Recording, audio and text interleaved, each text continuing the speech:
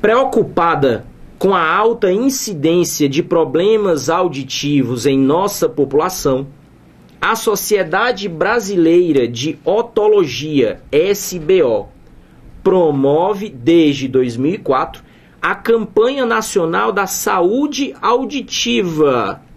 Vamos destacar isso aqui. Sociedade Brasileira de Otologia, Campanha Nacional da Saúde Auditiva. Coisa boa de ouvir. A iniciativa, que conta com o apoio da Associação Brasileira de Otorrinolaringologia e Cirurgia Cérvico-Facial, traz um amplo programa de informação que tem como objetivo conscientizar a população, esclarecendo sobre a perda auditiva, seu impacto social, suas diversas causas, as possibilidades atuais de tratamento. E aí essas foram informações que foram retiradas direto do site da campanha, que vale a pena todo mundo dar uma olhadinha lá, porque afinal de contas é da saúde de todo mundo que a gente está falando. Então é www.saudeauditiva.org.br. Agora, esse é o meu texto base. Queria que você não tirasse o olho da tela e observasse essa figura que aparece aí ao lado. Essa figura também foi extraída do site. É um dos cartazes da campanha. E observa o que aparece logo aqui em cima. MP3 Players. Abaixe o volume ou diminua para sempre a sua audição. Abaixe o volume. Agora vamos dar uma olhada aqui enunciada que a gente trouxe em cima desse texto. Com relação ao uso de MP3 Players, o alerta da Campanha Nacional da Saúde Auditiva refere-se ao volume do som, a característica das ondas sonoras diretamente relacionada a esta qualidade do som. Queria que você observasse as nuances do texto. Nunca lê o texto de uma vez para tentar resolver depois. Você vai lendo e vai interpretando logo. Então nós temos aqui, a campanha refere-se ao volume do som. E em seguida o enunciado diz: a característica das ondas sonoras relacionadas com esta qualidade do som. Ela é... E aqui você já vê uma característica importante da elaboração de questões segundo o guia do Enem. As alternativas, tanto a correta como os distratores, elas devem dar sequência ao enunciado. Então, por isso que aqui você tem, olha, uma sequência no texto. O que é que completa o enunciado? Então, a característica da onda relacionada ao volume, essa qualidade do som, é a velocidade, é o comprimento de onda, a frequência, o período ou a amplitude. E aí, então, para que a gente consiga resolver esse problema, nós precisamos dar uma olhada no nosso aparelho auditivo. E aí eu gostaria que você prestasse bastante atenção no seguinte. Existe uma situação muito comum em física, que é aquela história do eu acho. E aí, quando o professor está explicando a coisa, o aluno diz: e não é não, professor? Porque ele acha que é de um jeito, não lembra da teoria, mas na vida real parece que é assim, então isso causa confusão e às vezes na hora da prova, o que é chato. Então existe a coisa da linguagem comum, do senso comum, do que se acha em casa ou do que se fala em casa. E às vezes isso não bate com a teoria de física. E eu escolhi começar essa segunda temporada do Plantão da Física Marginal falando sobre acústica, primeiro, porque é um tema importante em termos de vida real. Depois, em termos de prova, também ondas sonoras sempre aparecem em prova. É fenômeno e é cálculo num equilíbrio muito grande, então pedagogicamente é legal. E terceiro, por conta dessa situação do choque entre a linguagem científica e a linguagem comum que a gente usa em casa. O que acontece?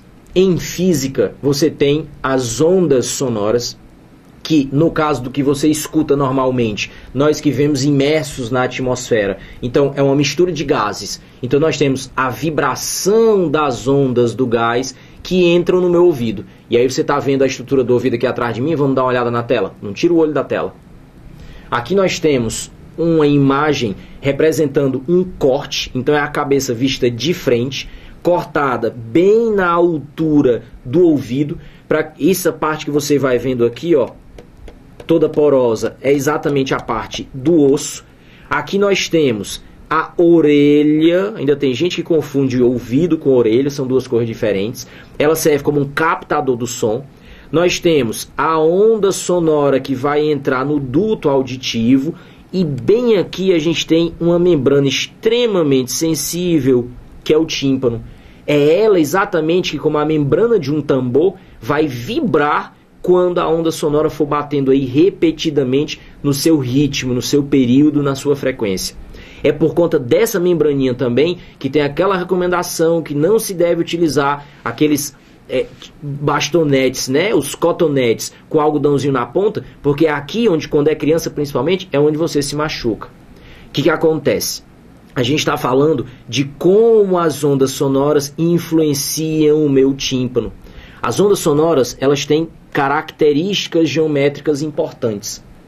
Normalmente, a gente representa a oscilação das ondas com esse formato que você está vendo aí. Certamente você já viu esse desenho, as chamadas ondas periódicas, na aula, no livro, na videoaula, na teoria, e está vendo aqui agora de novo. O que é importante nessa ilustração que representam os elementos de uma onda? Nós temos alguns pontos aqui que são fundamentais. Primeiro, eu queria destacar os pontos superiores de cada onda, que são as chamadas cristas da onda. Existe uma gíria relativamente antiga, isso não é do tempo de vocês, que diz, é porque o fulano está na crista da onda. É uma ideia que vem do surf mesmo. O cara que está na crista da onda é o cara que está por cima, é o cara que está bem. Ele ainda não levou o caldo, ele ainda não desceu. Então, o nome tem ligação com isso. A crista da onda é o ponto mais alto. Olhe na tela. Ao contrário, o ponto mais baixo é exatamente o que nós chamamos de vale. Então, nós temos, em oposição às cristas, os vales, que são os pontos mais baixos da onda. E aí a gente pode fazer referência a uma coisa que você vê na sala de aula também. Nas aulas de geografia, quando o professor fala do relevo, então ele diz que tem as elevações, como montanhas ou serras, e o espaço no fundo entre elas, que seria exatamente os vales. Vale a mesma linguagem para ondas. Olho na tela. E nós temos esses pontos intermediários, que representam o meio do caminho entre as cristas e os vales, que são chamados nós. Repare na figura que a distância entre duas cristas consecutivas é exatamente o que nós chamamos de comprimento de onda. É uma letrinha estranha que todo mundo decora o nome dela, o famoso lambda, que parece um circunflexo. Você também pode medir o comprimento de onda pela distância entre dois vales consecutivos. Tem que ser consecutivos para representar um comprimento de onda. E uma terceira maneira de fazer a medida do comprimento de onda seria exatamente usando os nós. Agora, muito cuidado, tá? É a distância entre dois nós não consecutivos. Repara que aqui eu pulei um. Exatamente para poder representar um comprimento de onda, um período de oscilação. Agora, o que é que eu gostaria que você observasse, o que é que eu quero chamar a atenção para a gente resolver aquela questão que a gente tem lá? O que nós temos é o afastamento entre a posição dos nós, a linha de simetria da onda, e o ponto mais alto ou o ponto mais baixo. Essa distância é o que nós chamamos de amplitude. Tanto pode ser medido para cima, como pode ser medido para baixo. A amplitude da onda. E aí o que acontece? Nós podemos ter ondas assim, ó, com pequena amplitude. E podemos ter ondas com amplitudes maiores. Isso é o que separa os sons fortes dos sons fracos. Agora, o que é importante chamar a atenção aqui? Na aula de acústica, na teoria de acústica, nós dizemos que o som tem 3 qualidades: altura, intensidade e timbre. O timbre é o que permite diferenciar a fonte. O timbre é o que permite quando você liga para casa, se alguém ainda tem telefone fixo em casa, e aí então lá tem o seu pai, a sua mãe, o seu irmão, a sua prima e a sua avó. Quando alguém atende o telefone e diz alô, você não precisa perguntar quem é. Você, mesmo que tenha 3 mulheres na casa e você viu uma voz feminina, você lembra da voz de cada pessoa que você conhece. Então, são as fontes sonoras diferentes. Isso é o timbre. Se forem instrumentos musicais, pode ser a mesma nota, mas você não vai confundir o som de um violino com o som de um violão, ou com o som de um tambor, ou com o som de um piano. Então, o timbre diferencia a fonte. Agora, o que é que eu quero chamar a atenção? A confusão que existe entre altura e intensidade. Para início de conversa, em casa, a gente não fala a intensidade do som, a gente fala o volume. É o que a campanha fala. E em casa a gente não diz o volume forte ou fraco. A gente diz assim, ei, rápido, aumenta aí o volume que eu não estou ouvindo, o volume está baixo. Ou então a gente diz, pessoal, por favor, baixa aí o volume, está muito alto, eu estou ao telefone. Então em casa nós não dizemos intensidade, nós dizemos volume. E ao invés de dizermos intensidade forte ou fraca, ou então volume forte ou fraco, nós dizemos volume alto ou baixo. Então olha a confusão. E é isso que você não pode errar na prova. Nem na prova do Enem, nem em nenhuma outra prova. Primeiro, quando se fala volume, volume significa intensidade do som. Segundo, está errado, fisicamente falando, dizer volume alto ou baixo. O correto seria dizer, com a intensidade, volume forte ou fraco. Então, se uma pessoa está gritando como eu estou gritando agora, isso é volume forte e não volume alto. E se uma pessoa ficar sussurrando a ponto de você ter dificuldade de ouvir como você está agora, um sussurro significa um som fraco, um volume fraco. Agora, é claro, se você chegar no meio da família, no meio dos teus amigos, falando, olha, o volume está fraco ou o volume está forte, primeiro, não vão entender o que você está dizendo. Segundo, vão dizer que você ficou besta. Então, é uma linguagem corrente e que já ficou. Mas na hora da prova, isso é cobrado de você. Então, quando a campanha diz que é preciso ter atenção ao volume dos sons, então você destaca a palavra volume, puxa uma setinha para o lado e escreva intensidade. E segundo, é importante saber, a intensidade do som é forte ou fraca? E como eu mostrei aqui, olho na tela. A intensidade do som depende da sua amplitude. Então, sons fracos são sons de pequena amplitude e sons fortes são sons de grande amplitude. De tal maneira que, se nós olharmos para a nossa questão, quando ele diz o volume é uma qualidade relacionada a que característica das ondas sonoras, nós teríamos que responder relacionados à amplitude do som. Não é a velocidade, não é o comprimento de onda, não é a sua frequência. E aí agora eu queria falar um pouquinho dessa frequência. E queria mostrar de novo uma imagem da própria campanha. Lembra aquele cartaz que eu mostrei? Esse aí é um outro cartaz. Olha o que aparece escrito bem aqui, ó. O som alto pode provocar surdez irreversível. Agora vamos falar sobre a altura do som. Alto e baixo faz referência à altura. Não é isso que é o volume. O volume a gente já falou dele. Volume é intensidade. Intensidade é forte ou fraco. Então volume, forte ou fraco. Volume forte é gritar. Volume fraco é sussurrar. Qual é a terceira qualidade do som? A altura do som. O som pode ser alto ou baixo. Isso é o que a gente conhece como sons agudos e graves. Por exemplo, eu tenho uma voz masculina adulta padrão. Já fui criança um dia e já falei como criança. Todas as crianças falam fino, como se diz, gasguito, como se diz, alto, como se diz.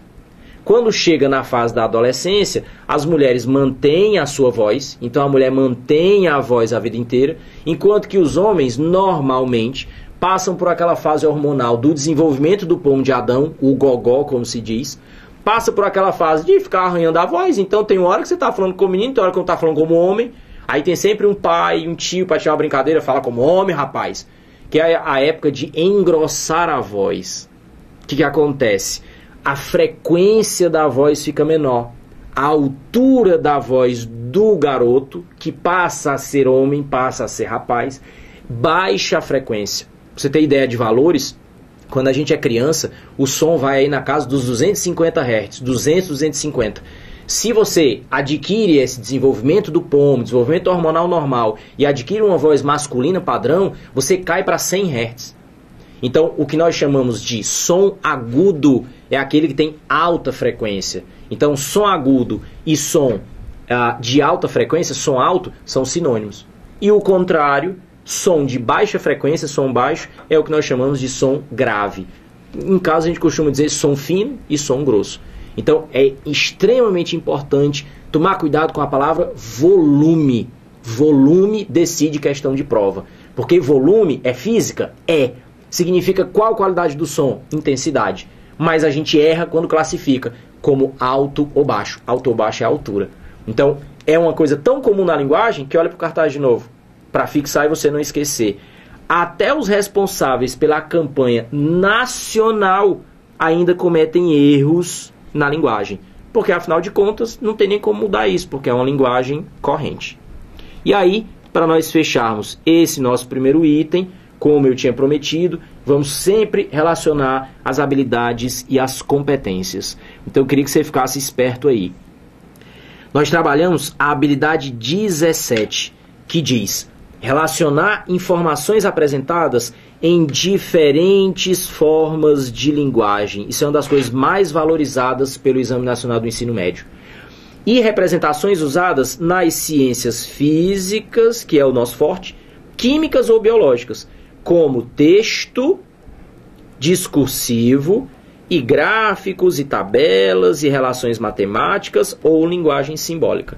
Nós trabalhamos a competência de área 5, que diz entender métodos e procedimentos próprios das ciências naturais e aplicá-los em diferentes contextos. Então, esse foi o item em que nós trabalhamos como objeto de conhecimento as características das ondas sonoras e as qualidades do som, a habilidade e a competência que nós citamos.